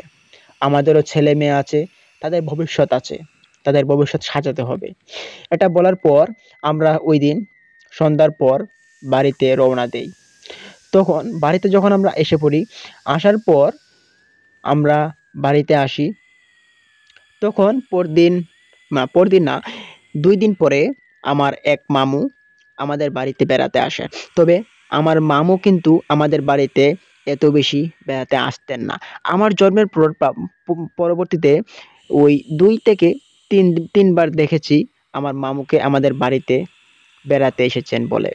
তবে ওই দিন যে হঠাৎ করে আমাদের বাড়িতে চলে আসবেন সেটা একটু ভাববার বিষয় ছিল। তখন ওই ২ দিন পর মামু আমাদের বাড়িতে আসেন। আসার পর আমার আম্মু আব্বু উনার খুব যত্ন নেন। উনাকে এনে বসিয়ে দেন আমাদের বাড়িতে। বসিয়ে দেওয়ার পর উনাকে খাওয়া-দাওয়া করান এবং গল্প আড্ডা করেন।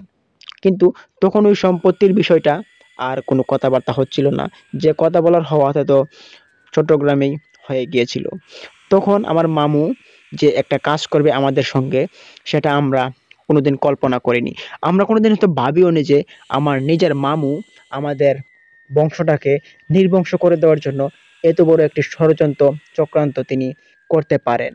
আসলে লোভ জিনিসটা মানুষকে এত নিচে নামাতে পারে সেটা আমার মামুকে না দেখলে হয়তো বোঝা যেত না কোনো মানুষের কাছ থেকে। আমার মামু তখন ওইদিন করেছে কি, তিনি উনার সাথে ৭ টা তাবিজ নিয়ে এসেছেন। ওই তাবিজগুলো তিনি আমার আব্বুকে বললেন যে, "দেখো ভাইয়া, আমি আপনাদের জন্য কয়েকটা ওষুধ নিয়ে এসেছি। আর এই ওষুধগুলো খুব সাধারণ ওষুধ না। ওইগুলো কিন্তু আপনি পাবেনও না কোনো জায়গায় খুঁজে। আমাদের চট্টগ্রামে একজন ভালো ওঝা আছে। তিনি উনার কাছ থেকে আমি নিয়ে আসি ওই ওষুধগুলো।" এই তাবিজ এগুলো হচ্ছে সাধারণত একটা তাবিজ। তবে এই তাবিজগুলোর ভিতরে ওষুধ দেওয়া রয়েছে। এই ওষুধটা আপনাদের এমন কাজে লাগবে, আপনাদের বিপদ-আপদ, বালা-মুসিবত ওইগুলো দূর করতে এটা অনেকটা সাহায্য করবে। আমার হাতেও একটা বাঁধা আছে। আপনারাও ৭ জনে ৭ টা বেঁধে নিন। তখন আমরা ভাই-বোন এবং আমার আব্বা-আম্মা সবার শরীরে একটা করে তাবিজ আমার মামু পরিয়ে দেন। যেহেতু মামু পরাতে চাইছেন, আমার আব্বু-আম্মু পরাতে দিলেন। সবার হাতের কনুইয়ের উপরে তাবিজটা বেঁধে দিলেন খুব শক্ত করে। তখন তাবিজ বেঁধে দেওয়ার পর মামু দেখতে পেলাম যে অনেকটা খুশি হয়েছে এবং তিনি বলতে থাকেন যে, "এবার আর কোনো সমস্যা নেই। কারো কোনো বিপদ-আপদ, কোনো বালা-মুসিবত হবে না। এই তাবিজের অনেক পাওয়ার। এই তাবিজ সবাইকে ভালো রাখতে সাহায্য করবে।" তিনি এরকম কথাবার্তা বলার পর তিনি বললেন যে, "তো আমি আজকে চলে যাই। বাড়িতে চলে যেতে হবে। আমার কাজ আছে।" তখন আমার আব্বু বললেন যে, "আরে মাত্র এসেছো আজকে, এখনই চলে যাবে? থাকো না ২ দিন, সমস্যা কি? তোমার বোনের বাড়িই তো।" তখন মামা বললেন যে, "না, না ভাইজান, আমার বাড়িতে কাজ আছে, বুঝলেন? আমি চলে যাই, কেমন? আর আপনারা ভালো থাকবেন, নিজেদের খেয়াল রাখবেন।" এটা বলার পর সবার কাছ থেকে বিদায় নিয়ে মামু বাড়িতে চলে গেলেন। আর ঠিক তখনই আমার আব্বু যখন মামুকে বাস স্ট্যান্ড পর্যন্ত এগিয়ে দিয়ে আসলেন, আসার পথে আমার আব্বু অজ্ঞান হয়ে পড়েন রাস্তার মাঝে। ওই আমার আব্বুকে ৪-৫ জন লোক মিলে আমাদের বাড়িতে এসে দিয়ে যান। আর তারা বলে যে আব্বু রাস্তার মধ্যে অজ্ঞান হয়ে গিয়েছেন। সেটা শোনার পর আমাদের একটু খটকা লাগলো। ভাবলাম যে আমার আব্বু এত শক্ত একজন স্ট্রং মানুষ। উনার কোনোদিন জ্বর হয়েছে কিনা সেটা আমি শুনিনি। তবে আমার আব্বু অজ্ঞান হয়ে পড়ে যাবেন রাস্তার মধ্যে আবার। সেটা একটু ভাববার বিষয় ছিল। তবে যাই হোক, এটা হলে হতেও পারে। তখন আব্বুর সেবা যত্ন নিচ্ছিলেন আমার আম্মু। আর ভাবছেন যে আপনার কি হয়েছে? এত সমস্যা কেন হলো? তো আমার আব্বুর সঙ্গে এরকম কথা বলতে, বলতে এক পর্যায়ে আমার আম্মুও মাথা ঘুরিয়ে আমার আব্বুর উপরে পড়ে যায়। এটা আমরা দেখতে পারি আমাদের নিজের চোখে।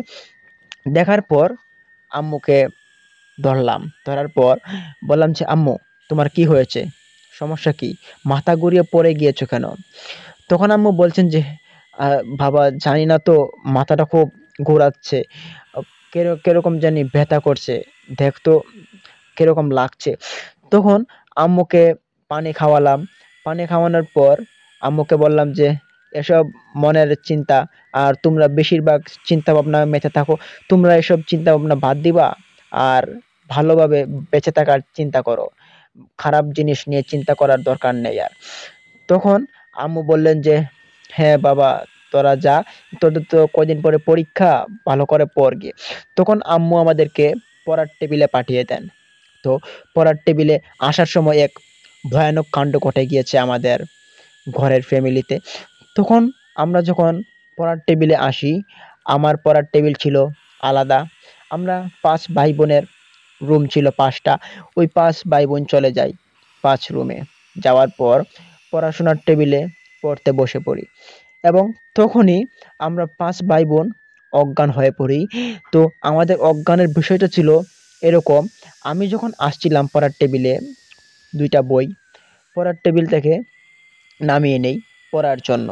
আর বই যখন মেলাই তখন আমি ফিট হয়ে ফ্লোরে পড়ে যাই। আর তারপর আমার সাথে কি ঘটেছিল আমি বলতে পারবো না। তারপর শুনতে পারলাম যে একই সময়ে আমরা 5 ভাই বোন অজ্ঞান হয়ে পড়ি। তো আমার আব্বু আম্মু অসুস্থ শরীর নিয়ে তারা আমাদেরকে হাসপাতাল নিয়ে যান এবং হাসপাতালের ডক্টররা আমাদেরকে ইনজেকশন দিলেন, ভালো ওষুধপাতির মাধ্যমে আমাদেরকে ভালো করে দিলেন। তখন আমরা বাড়িতে চলে আসি। তবে বাড়িতে আসার পর আমরা দেখতে পাই যে আমাদের সবার শরীরটা কেমন মরা মরা হয়ে যাচ্ছে। একদিনে এরকম পরিবর্তন, সবার মন মানসিকতা একই রকমের। কোনো আচমকা রোগ বা কিছু ঢুকে পড়েনি তো আমাদের বাড়িতে, আমাদের ফ্যামিলিটাতে? কোনো একটা ধ্বংসের আলামত তো চলে আসেনি? সেটাই ভাবছিলাম আমরা। তখন ভাবতে ভাবতে আমার আম্মু ভাবলেন যে দেখো, এসব ডাক্তার দেখিয়ে আমার মনে হয় কাজ হবে না। আর আমাদের শরীরে যে তাবিজটা দিয়েছি, এই তাবিজটা দেওয়ার পরেই কিন্তু আমাদের ফ্যামিলির সবার এরকম দুর্ঘটনা ঘটছে, খারাপ কিছু ঘটনা আমাদের সঙ্গে ঘটে চলছে ক্রমাগত। তখন আব্বু বললেন যে হ্যাঁ, ঠিকই তো বলেছ। এই তাবিজটা দেওয়ার আগে তো আমরা সবাই ঠিকই ছিলাম। তবে কালকে যখন আমরা তাবিজটা পরহিত করি, আজকেই আমাদের সাথে খারাপ ঘটনা ঘটে যাচ্ছে। আমরা সবাই অজ্ঞান হয়ে পড়েছি। এটা কিন্তু কোনো ভালো লক্ষণ না। তো আমাদের এই বিষয়টাতে একটু ক্লিয়ার হতে হবে। তো আমরা একজন ভালো কবিরাজকে আমাদের ফ্যামিলিতে ডেকে আনবো আমাদের বাড়িতে এবং ওই কবিরাজ দিয়ে আমাদের এই তাবিজগুলোকে ভালো করে পরীক্ষা করাতে হবে। তখনকার সময়ে আমাদের কিশোরগঞ্জ জেলার মধ্যে করিমগঞ্জ নামক একটি বাজার ছিল। ওই বাজারের মধ্যে একজন উজা, তো তিনি ভালো একজন কবিরাজ। ওই কবিরাজটা একাই ছিলেন। এর ভিতরে আর কোনো কবিরাজ ছিল না আমাদের কিশোরগঞ্জ, আমাদের আওতাভুক্ত এলাকার ভিতরে। তখন আমার আব্বু যখন ওই করিমগঞ্জ যান কবিরাজের নিকট, তখন তিনি দেখতে পান যে এই কবিরাজ বাড়িতে নেই। কবিরাজ গিয়েছেন কোনো এক জেলায় ওনার রুগীকে দেখার জন্য। তখন আমার আব্বু ভাবতে থাকেন যে যেহেতু কবিরাজকে পেলাম না, আর তো কোনো কবিরাজের খোঁজ খবর ঠিক ঠিকানা জানি না, তো যাই বাড়িতে, কবিরাজ মশাই তো 2-4 দিনের ভিতরে আবার ফিরে আসবেন, সেদিন না হয় কবিরাজকে নিয়ে আমাদের বাড়িতে যাব। সেটা ভেবে আমার আব্বু বাড়িতে চলে আসেন। আসার পর তিনি আমাদেরকে সবকিছু খুলে বলেন যে কবিরাজ তো বাড়িতে নেই, এখন কি করব। তখন আমরা 5 ভাই বোন বলে উঠলাম যে দেখো, এসব কুসংস্কার জিনিস বাদ দাও তো, এসব উল্টাপাল্টা জিনিস হয় নাকি? তাবিজ তো শুধু প্রয়োজনের মাত্রায়, এছাড়া আর কিছু হবে না। আর এসব বিষয় নিয়ে চিন্তা ভাবনা করার দরকার নেই, কবিরাজ লাগবে না। আর এই তাবিজটা আমরা খুলে ফেলে দেই। তখন আমার আম্মু না করলেন, বললেন যে এই দেখ, তাবিজটা এখন খোলাটা ঠিক হবে না, এমনি আমাদের ফ্যামিলির উপর দখল যাচ্ছে। তো ওই সময় আমাদের সাথে যা যা ঘটেছিল সেটা আমাদের একটি ভয়ানক সময় যাচ্ছিল বলেই বটেই বোঝা যায়। তো আমাদের সবার শরীরটা কিন্তু বেশ আল্লাহর রহমতে তাজা ছিল। আস্তে আস্তে আমরা সবাই রোগাক্রান্ত হয়ে যাচ্ছিলাম। সবার গালের চাপা চোপা ভেঙে যাচ্ছিল, হাত পা শুকিয়ে যাচ্ছিল এবং খাওয়া দাওয়ার মধ্যে অরুচি, অনীহা এবং মৃত্যুর মতো একটা স্বাদ। সবাই মানে বুঝতে পারছিলাম। সবাই বলছিলাম যে আমি মনে হয় আর বাঁচবো না। আমার ভাই বলছে আমি মনে হয় আর বাঁচবো না। আমি বলছি আমি মনে হয় আর বাঁচবো না। সবার মুখে না বাঁচার কথা। এর কারণ কি? রহস্যময় একটি ঘটনা। সেই ঘটনাটি উদ্ধার করা আমাদের পক্ষে খুব জটিলতা হয়ে দাঁড়িয়েছিল। তখন আমার আব্বু 4-5 দিন চলে যাওয়ার পর তিনি আবারও সিদ্ধান্ত নিলেন যে কবিরাজটাকে যদি এখন গিয়ে বাড়িতে পাওয়া যায় তাহলে তো ভালোই হবে। আর ওই কবিরাজকে নিয়ে আমাদের বাড়িতে আনবো। আনার পর দেখতে চাই যে কি জিনিস আমাদের পরিবারে ভর করেছে, কি এমন জিনিসের কারণে আমাদের পরিবারে অশান্তি, সবার স্বাস্থ্যের প্রতি ক্ষতিগ্রস্ত এরকম কেন হচ্ছে, এটা আমাদের দেখতে হবে। তখন আমার আব্বু চলে যান ওই কবিরাজের উদ্দেশ্যে। তখন দিন ছিলেন শুক্রবার। ওই শুক্রবার দিনটিতে আব্বু যান কবিরাজের বাড়িতে। গিয়ে তিনি কবিরাজকে বাড়িতে পান। পাওয়ার পর কবিরাজকে সালাম দিয়ে বললেন যে, আসসালামু আলাইকুম কবিরাজ বাবা, আমার বাড়িতে খুব ভয়ানক ঘটনা চলছে।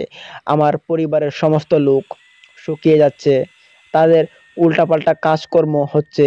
আপনি প্লিজ কিছু একটা করুন, আমাদের ফ্যামিলিটাকে একটু বাঁচানোর জন্য আপনি চেষ্টা করুন। আমরা তো এভাবে চলতে থাকলে কিছুদিন পর মারা যাব। তখন আমার আব্বুর সঙ্গে আমিও ছিলাম। তখন আমার আব্বু এবং আমি ওই কবিরাজটিকে নিয়ে আমাদের বাড়িতে চলে আসি। তখন কবিরাজ রাস্তা দিয়ে যখন আসতেছিলেন আমাদের সঙ্গে, তখন তিনি বলতে থাকেন যে, এই ছেলে, তোমার কনির উপরে ওই তাবিজটা কিসের?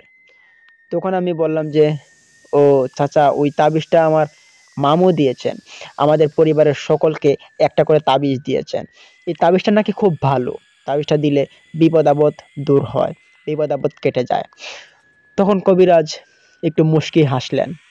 হেসে তিনি বললেন যে, বিপদ আপদ বিপদ আপদ কাটানোর মালিক হচ্ছে একমাত্র আল্লাহ তাআলা। আর কোনো তাবিজের প্রভাবে যে বিপদ আপদ কাটবে সেটা কোনো কথা না। আর তোমরা যে আমাকে তোমাদের বাড়িতে নিয়ে যাচ্ছ, আমিও কিন্তু কিছু করার মতো লোক না, যদি আল্লাহ তাআলা না চান। আমি তো মাত্র একটা ওসিলা। আর ওই তাবিজ কবজ এগুলো খাটে, তবে ওই তাবিজগুলো দিয়ে বেশিরভাগ খারাপ কাজই করানো হয়, ভালো কাজ খুব কম। তখন ওই কবিরাজ আমাদেরকে নিয়ে, এবং আমরা আমাদের কবিরাজকে বাড়িতে নিয়ে যাই। বাড়িতে ঢোকার পর কবিরাজ বললেন যে, বাড়িতে অনর্থ হচ্ছে। তখন এই কথাটি আমার আব্বু শুনতে পান কবিরাজের মুখ থেকে। তখন আব্বু বিস্ময়কর মুখ হয়ে কবিরাজের দিকে বললেন যে, কবিরাজ বাবা, কি হয়েছে, আমাকে খুলে বলুন। তখন কবিরাজ বলে ওঠেন যে, তোমাদের এই বাড়িতে খুব তাড়াতাড়ি সুখের ছায়া নেমে আসবে, তোমরা ইমিডিয়েটলি কিছু একটা করো। তখন আমার আব্বু বললেন যে, চাচা, আপনি এসব কি বলছেন, তাড়াতাড়ি একটু যা কিছু করার করেন না, আমার খুব ভয় লাগছে। তখন কবিরাজকে নিয়ে আমার আব্বু আমাদের ঘরে চলে আসেন, এবং ঘরে আসার পর আমরা 7 জনকে কবিরাজ বললেন যে এক জায়গায় বসার জন্য। এক জায়গায় বসার পর কবিরাজ দেখতে পেলেন যে আমাদের 7 জনের হাতে 7টা তাবিজ। তো তাবিজটা কবিরাজ এক চোখ এক চোখ করে, আর চোখ আর চোখ করে তিনি দেখতেছিলেন তাবিজগুলোকে। ওই তাবিজ এভাবে দেখছিলেন কবিরাজ মশাই, যেটা খুব ভয়ানক দেখাচ্ছিল। তো কবিরাজ দেখার পর বলে উঠলেন যে, তোমরা এই তাবিজগুলো কেন পড়েছ? তখন আবারও একই প্রশ্নের উত্তর আবারও দেওয়া হয়েছিল, মামু নিয়ে এসেছিল। তখন কবিরাজ বলল যে, এই তাবিজটা একটা খুলে আমার হাতে দাও। তখন আমার আব্বুর তাবিজটা খুলে কবিরাজের হাতে দিলেন। দেওয়ার পর কবিরাজ মশাই ওনার হাত কাঁপা শুরু করে দেয়। উনি বলতে থাকেন যে, তাবিজটা এতটা গরম, যে গরমটা তোমরা সহ্য করে আছো, এই গরমটা তোমাদের উপরিভাগে লাগছে না। তবে এই তাবিজের যে পাওয়ারটা রয়েছে, সেই পাওয়ারটা খুবই মারাত্মক, যেটা তোমাদের ধ্বংস করার জন্য যথেষ্ট। এই কথা শোনার পর আমার আম্মু বলে উঠলেন যে, এই আপনি এসব কি উল্টাপাল্টা কথা বলছেন? আমার ভাই নিয়ে এসেছে, বুঝছেন? এই তাবিজটা আমার ভাই নিয়ে এসেছে। আর আমার ভাই আমাদের জীবনও ধ্বংস করার কথা ভাববে না। আপনি কিসব উল্টাপাল্টা কথা বলছেন? তখন কবিরাজ বললেন যে, দেখেন, আমি কোনো রকমের উল্টাপাল্টা কথা বলছি না। এই তাবিজগুলো আপনাদের ধ্বংসের কারণ হয়ে দাঁড়াবে। তাবিজগুলোর মধ্যে ব্ল্যাক ম্যাজিক করা হয়েছে, তাবিজগুলোতে কুফরি করা হয়েছে। সেই কুফরিটা এসে এখন আপনাদের হাতে পরিয়ে দেওয়া হয়েছে, যার কারণে আপনারা নির্বংশ হয়ে যান। তখন কবিরাজের মুখে এরকম কথাবার্তা শোনার পর আমরা 7 জন পরিবারের লোক খুব ভয় পাই, এবং আমরা কবিরাজকে আকস্মিকভাবে জিজ্ঞেস করি, তবে আমার ভাই জিজ্ঞেস করেছিল যে, কবিরাজ মশাই, আপনি কি সব বলছেন? আমার মামু এই তাবিজটা আমাদেরকে পরিয়ে দিয়েছেন, এটাতে কোনো খারাপ কিছু হতে যাবে কেন? তখন কবিরাজ মশাই বললেন যে, তোমাদের 7 জনের তাবিজ তাড়াতাড়ি করে হাত থেকে খুলে নাও, এবং খুলে নেওয়ার পর তাবিজগুলোকে একসাথে জড়ো করো। তখন আমরা 7 জন মিলে তাবিজটাকে খুলে নেই, এবং 7টা তাবিজ যখন একসাথে করলাম, তখন তাবিজগুলোর মধ্যে কিরকম ঝুনঝুন ঝুনঝুন শব্দ হচ্ছিল। সেই শব্দটা কিন্তু আবার আমরা ফ্যামিলির 7 জন শুনতে পারি। শোনার পর আমরা একে আরেকজনকে বলছিলাম, তুমি কি কিছু শুনতে পারলে? তখন সবাই শুনতে পাই যে ওই তাবিজগুলোর ভিতরে খুব ভয়ানক ঝুনঝুন ঝুনঝুন শব্দ হচ্ছে। ওই শব্দটা কবিরাজ শোনার পর একটু হাসলেন। হেসে বললেন যে, তোমরা খুব বাঁচা বেঁচে গিয়েছো। এই তাবিজ যদি তোমাদের হাতে আর থাকতো কয়দিন, তাহলে তোমরা একবারে নিস্তেজ হয়ে যেতে, তোমরা নির্বংশ হয়ে যেতে। তাবিজগুলোর খুব পাওয়ার আছে। তখন ওই কবিরাজ আমাদেরকে বললেন যে, তোমরা মানুষের দেওয়া উল্টাপাল্টা তাবিজ না পড়লেই আমার মতে ভালো হবে। আর এই তাবিজগুলো তোমাদের ক্ষতি করার জন্য তাবিজগুলো পরিয়ে দেওয়া হয়েছে। তখন আমার আম্মু বললেন যে, আমার ভাই এরকম একটা কাণ্ড করতে পারে, সেটা আমি তো ভাবতেও পারি না। তখন ওই কবিরাজ মশাই বললেন যে, দেখেন, আজকাল সম্পত্তির জন্য এরকম হয়ে গিয়েছে মানুষ, যেটার কারণে মানুষ মানুষকে খুন করতে দ্বিধাবোধ করে না, যেটা আপনার ভাই আপনাদের সঙ্গে করতে যাচ্ছিল। তখন আমার আম্মু কান্না করেন এবং বলতে থাকেন যে, কবিরাজ মশাই, আপনি আমাদের কিছু একটা করুন, আমাদের অনেকটা ক্ষতি হয়েছে, আমার ছেলে মেয়েগুলো শুকিয়ে কাঠ হয়ে গিয়েছে এবং ভিতরে নানান ধরনের রোগের বাসা বেঁধেছে, যে রোগগুলোর কারণে আমার ছেলে মেয়েগুলো খুব কষ্ট পাচ্ছে 1 সপ্তাহ ধরে। আমার ছেলে মেয়েগুলোর ভিতরে আরো অনেক রকমের রোগ রয়েছে, যেগুলো আপনাকে আমি সবকিছু খুলে বলবো, আর এগুলো আপনাদের মাঝে এখন উপস্থাপন করছি না। তো এই রোগগুলো ছিল খুব মারাত্মক, ছোট ছোট রোগে আমাদের সারা শরীর ভরে গিয়েছিল। তো সেই রোগগুলো সারানোর জন্য আমরা কোনো হাসপাতালে যাইনি। তবে ওই ওই যে কবিরাজটা, ওই কবিরাজের কাছে আমরা সবকিছু খুলে বলি। তিনি আমাদেরকে সবাইকে ঝাড়ফুঁক করলেন। ঝাড়াফুঁক দেওয়ার পর তিনি ওনার সাথে থাকা ব্যক্তি থেকে তিনি কিছু তাবিজ বের করলেন। ওইগুলো ছিল ইউনিক, নতুন তাবিজ। ওই তাবিজগুলোতে তিনি পরা পরা কিছু, মানে বালুর মতো ছাইয়ের মতো কিছু ছিল, ওইগুলো তিনি ভরে দিলেন এবং বললেন যে, এটা রাখো, তোমাদের সুস্বাস্থ্য হবে, ভালো কিছু হবে। আর ওই তাবিজগুলো একটা বাক্সে ভরে আমাকে দাও, যে তাবিজগুলো তোমার মামা তোমাদেরকে পরিয়েছিল। তখন ওই তাবিজগুলোকে আমার আব্বু একটা একটা কৌটোর মধ্যে, কৌটায় ওই তাবিজগুলো ভরে ওই কবিরাজ মশাইয়ের হাতে তুলে দেন। তখন ওই কবিরাজ মশাই কৌটোটাকে হাতে নেন। হাতে নেওয়ার পর তিনি এক ধ্যানে 4-5 মিনিট তাবিজটার দিকে তাকিয়ে থাকে। তখন আমরা দেখতে পাই ওই যে কবিরাজ মশাইয়ের চোখগুলো লাল বর্ণের টকটকা আগুনের মতো হয়ে গিয়েছে। সেই আগুন ওলা চোখ দিয়ে কবিরাজ মশাই তাবিজগুলোকে টার্গেট করছেন। তখন 5-6 মিনিট টার্গেট করার পর আমরা জিজ্ঞেস করলাম যে, কবিরাজ মশাই, আপনি এভাবে কি করলেন?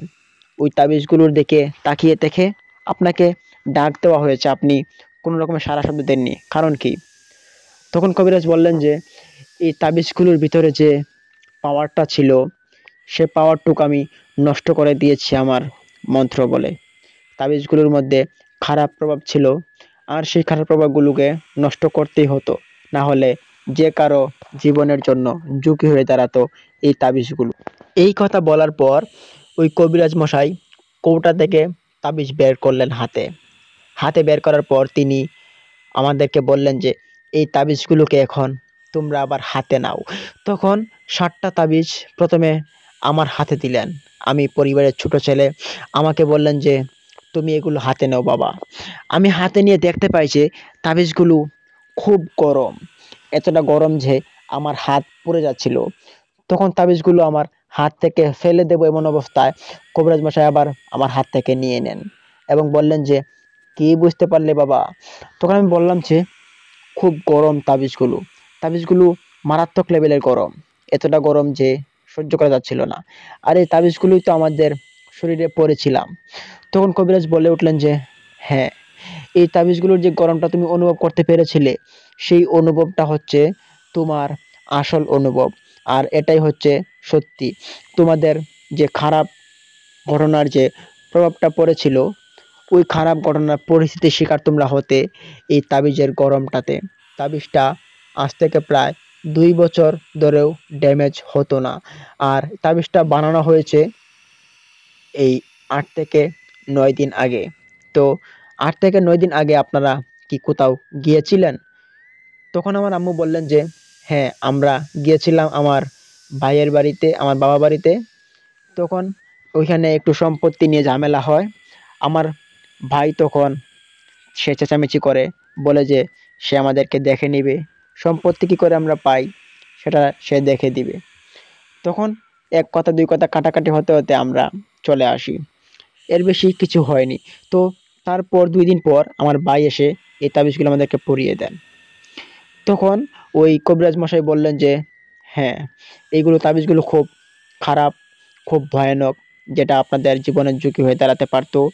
আর আমার মনে হচ্ছে আপনাদের ঘরের ভিতরেও কোথাও তাবিজ পুঁতে দিয়েছে আপনার ভাই।" তখন কবিরাজের কথা শুনে আমরা বললাম যে, "হ্যাঁ, হতে পারে। কেননা যেই মামা আমাদেরকে মারার জন্য হাতে তাবিজ পরিয়ে দিতে পারে, সেই মামা আমাদের ঘরের ভিতরে তাবিজ পরাবে না, এটা কোনো মানে হতে পারে না?" তখন আমরা বললাম যে, "আপনি খুঁজে বের করুন, কোথায়, কোথায় তাবিজ পুঁতে দিয়েছে।" তখন ওই কবিরাজ ঘরের নানান জায়গায় গিয়ে মন্ত্র পড়তে শুরু করেন এবং একটা, একটা করে আরো ৩ টা, ৩.৫ টা তাবিজ, ৩ টা বলা যাবে না। তার কারণ হচ্ছে একটা তাবিজ ছিল অর্ধেক ভাঙা আর ৩ টা তাবিজ ছিল আস্ত, আস্ত তাবিজ। ওই তাবিজগুলো তিনি বের করে আনেন, আমাদের সামনে নিয়ে আসেন। তো আমরা ওনার সাথে ছিলাম। তাবিজগুলো ছিল ঘরের কোনায় একটা, আরেকটা ছিল বইয়ের পাতার ভিতরে, আরেকটা ছিল তোশকের নিচে, আরেকটা ছিল রান্নাঘরে। ওই তাবিজগুলো দেখার পর আমরা খুব ভয় পাই এবং কালো জাদু যে এতটা ভয়ঙ্কর হতে পারে সেটা আমাদের সঙ্গে যদি ঘটে না যেত, তাহলে আমরা বুঝতে পারতাম না ওই কালো জাদুর প্রভাবটা কিরকম হতে পারে, কালো জাদু এত ভয়ঙ্কর হতে পারে। তখন ওই কবিরাজ মশাই তিনি বের করেন সবকিছু। বের করার পর আমাদেরকে নিজ চোখে দেখালেন, "দেখো, আপনাদের মামা কি খারাপ কাজ করতে যাচ্ছিল আপনাদের সঙ্গে।" তখন আমার আম্মু সিদ্ধান্ত নিলেন যে, "আপনি এই তাবিজগুলোকে এখন কি করবেন?" তো কবিরাজ বললেন, "তাবিজগুলোকে আমি নিয়ে যাব এবং একটা মাটিতে পুঁতে দেব।" তখন ওই কবিরাজকে বেশ কিছু টাকা দিয়ে দেওয়া হয় ওনার হাদিয়া হিসেবে এবং ওই তাবিজগুলো দিয়ে কবিরাজকে আমাদের বাড়ি থেকে বিদায় দেওয়া হয়। কবিরাজ চলে যান। তখন আমার আম্মু বললেন যে, "ওকে দেখে নিতে হবে। তাকে আমি মামলা করব আমার ভাইয়ের নামে। মামলা করার পর যা হবার হবে। সে এত বড় সাহস কি করে হতে পারে? আমাদের দিকেও তাকিয়েছে চোখ তুলে এবং এমনকি আমার ছেলে-মেয়েদের দিকেও সে সে মারার জন্য দুর্বল ভাবেনি। আমরা যদি মারা যেতাম, তাহলে তো সে ওই সম্পত্তিগুলো পুরোটা লুট করে নিত, যেটা আল্লাহ তাআলা চায়নি। তো এখন যেহেতু আমরা বেঁচেই গিয়েছি, আমার ভাইকে বাঁচতে দিব না। হ্যাঁ, তবে আমরা তার সঙ্গে খারাপ কিছু করব না। তাকে আমরা মামলা করব এবং পুলিশে দিয়ে দেব। এরকম এরকম একটা খারাপ লোকের দুনিয়াতে বেঁচে থাকার অধিকার দিলে সে আরো লাই পেয়ে যাবে এবং সে উল্টাপাল্টা করবে এবং মানুষকে ক্ষতি করবে। আর এসব লোকদের কাজই হচ্ছে মানুষকে ক্ষতি করানো।" তখন আমরা ৪-৫ দিন পর সিদ্ধান্ত নিলাম যে চলে যাব নানু বাড়িতে। নানু বাড়িতে যাওয়ার পর আমরা নানুকে সবকিছু খুলে বললাম। খুলে বলার পর নানি বললেন যে, "হ্যাঁ, টুটুল তো এই তোদের বাড়িতে যাওয়ার ২ দিন আগে সে ওই যে একটা কবিরাজ আছে না চট্টগ্রামের বড় কবিরাজ, ওই কবিরাজের কাছে গিয়েছিল। তবে আমাকে কিছু একটা বলেনি। আমি জিজ্ঞেস করেছিলাম যে কবিরাজের কাছে কেন? সে বলল যে তার কি একটা সমস্যা তার জন্য। তবে এই সমস্যাটা যে তার, এই সমস্যাটা তোদেরকে এই সমস্যাটা, তো তো আমি যদি জানতাম আমার ছেলেকে, আমি তখনই ত্যায্যপুত্র করে দিতাম। নানুর এরকম কথাবার্তা শোনার পর আম্মু বললেন যে আমি আমার ভাইয়ের নামে মামলা করব। তাকে আমি আর দুনিয়াতে রাখতে চাই না। সে আমাদের দিকে তাকিয়েছে আমার সোনামণিগুলো বাচ্চা পাঁচটার উপর সে একই হারে তাকিয়েছে, তার চোখটা আমি তুলে নিতে চাই। তখন আমার আম্মু কেস করতে যাবেন। তো ওই দিন যখন ঘর থেকে আমরা বের হই, তখন দেখতে পাই যে ওই মামুর যে ড্রয়ারটা ছিল, ওই ড্রয়ারের ভিতরে বেশ কয়েকটা তাবিজ ছিল, যে তাবিজগুলো আমাদের হাতে পরানো ছিল, যে তাবিজগুলো সে তাবিজগুলোর মতো সেম। এটা দেখার পর আমি, আমার বড় ভাই আমাকে, আমার আম্মু আব্বুকে ডাক দেন। ডাক দেওয়ার পর আমার নানুও চলে আসেন সেখানে। আমরা দেখতে পাই একই রকমের তাবিজ। তখন ওই তাবিজগুলো দেখার পর আমার টুটুল মামাকে ডাক দেওয়া হয়। ডাকার পর সব কিছু আমরা যখন বুঝে যাই, তখন টুটুল মামাকে সব কিছু বলি। বলার পর তিনি কান্না করে দেন এবং কান্না করে তিনি বলতে থাকেন যে আমি ভুল করেছি, বোন আমাকে মাফ করে দাও, প্লিজ পুলিশ ডেকো না, আমার জীবনটা ধ্বংস করে দিও না। আমি চেয়েছিলাম তোমাদেরকে ব্ল্যাক ম্যাজিকের আঘাতে মেরে ফেলার জন্য, তার কারণ হচ্ছে আমি খুব লোভে পড়ে গিয়েছি, আমাকে প্লিজ মাফ করে দিও তোমরা সবাই মিলে। তখন মামার এরকম আকুতি মিনতি দেখে আমরা আমরা পাঁচ ভাই বোন বললাম যে আচ্ছা আম্মু ছেড়ে দাও না, মামলা করতে হবে না। তখন আমার আম্মু বললেন যে তুই আমাদের হাতে তাবিজগুলো পরিয়েছিস ভালো কথা, এই তাবিজগুলো এখানে তুই কেন রেখেছিস? তখন মামুর মুখ থেকে এমন কথা বের হয়েছিল, যে কথাগুলো একটা মামার মুখ থেকে কোনোদিন বের হবে, সেটা হয়তো কেউ কোনোদিন আশা করতে পারে না।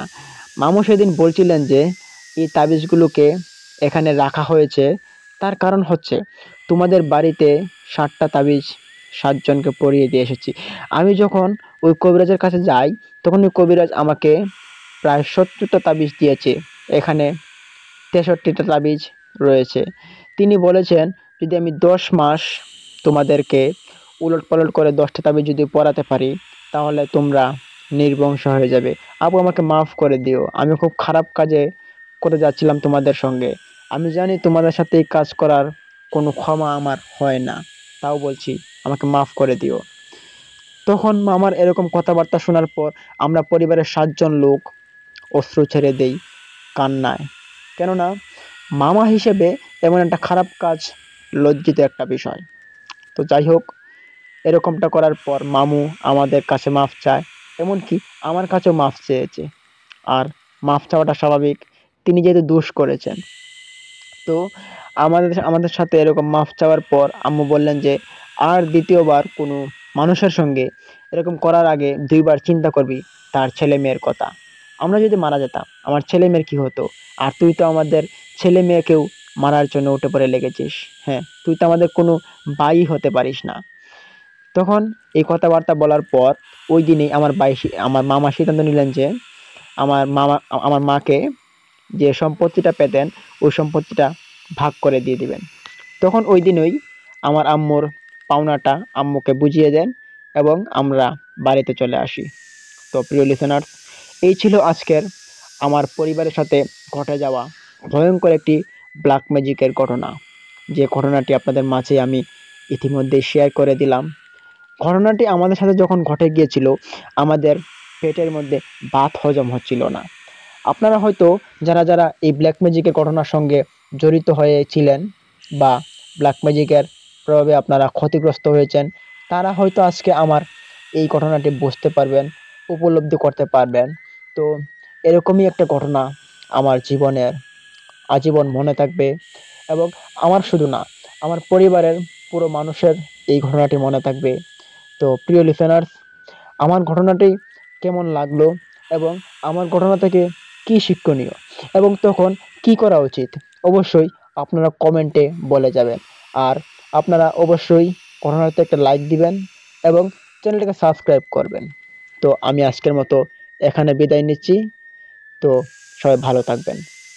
তো প্রিয় লিসেনার্স, এই ছিল আজকের এই ব্ল্যাক ম্যাজিকের ঘটনা। তো ইতিমধ্যে কিন্তু আপনাদের মাঝে 2টি ঘটনা আপনাদের মাঝে প্রচারিত করা হয়েছে। 2টি ঘটনায় অবশ্যই আপনারা যারা যারা শুনেছেন তাদেরকে জানাই অসংখ্য ধন্যবাদ। আমার পক্ষ থেকে আন্তরিক শুভেচ্ছা জানাই। তো আপনাদেরকে আমি একটা কথা বরাবরের মতো বলতে চাই যে আমাদের চ্যানেলটা নতুন। তো আমাদের এই চ্যানেলে মানুষের কাছ থেকে কালেক্ট করে প্রতিদিনই আপনাদের মাঝে ভৌতিক ঘটনাগুলো উপস্থাপন করার চেষ্টা করব এবং সত্য নির্ভর ঘটনাগুলো পেতে আমাদের চ্যানেলটিকে সাবস্ক্রাইব করুন এবং পাশে থাকা বেল আইকনটি অন করুন এবং আমাদের সাথে থাকুন সবসময়। তো প্রিয় লিসেনার্স, আজকের মতো এই পর্যন্তই। আমি আপনাদের কাছ থেকে বিদায় নিচ্ছি। সবাই ভালো থাকুন, সুস্থ থাকুন এবং দেখা হচ্ছে কালকে কোনো এক নতুন এপিসোড নিয়ে। ততক্ষণ আপনারা আমাদের সাথে থাকুন। সবাই ভালো থাকুন। আসসালামু আলাইকুম।